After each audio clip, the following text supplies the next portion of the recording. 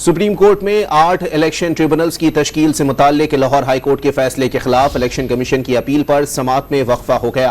Chief justice काजी फाइज ईसा की सरबराही में 2 रुकनी bench ने समाअत की। दौरान समाअत चीफ जस्टिस ने हाई कोर्ट को काबिल एहतराम कहने से रोक दिया। मज़ीद बात करेंगे डॉन न्यूज के नुमाइंदे शकील करार हमारे साथ मौजूद हैं। शकील, बताइएगा अब तक होने वाली समाअत का अहवाल।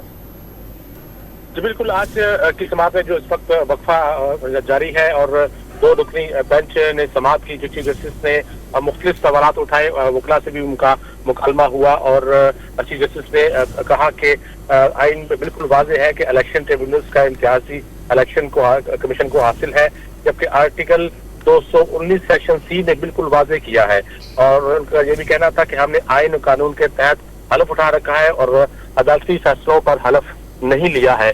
और उन्होंने ये भी कहा कि सुप्रीम कोर्ट ने जब आईनी तशरीह की तो उससे पेचीदगियां पैदा हुई थी और ये सवाल उठाए कि अगर आग्नेस से काम चलाना है तो पार्लियामान को बंद कर दें और आग्नेस लाना पार्लियामान की तौहीन है।